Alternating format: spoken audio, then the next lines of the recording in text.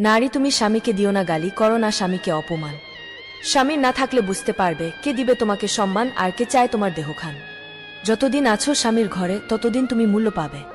স্বামীকে রেখে বেরিয়ে গেলে সমাজে তুমি মূল্য হারাবে। সবাই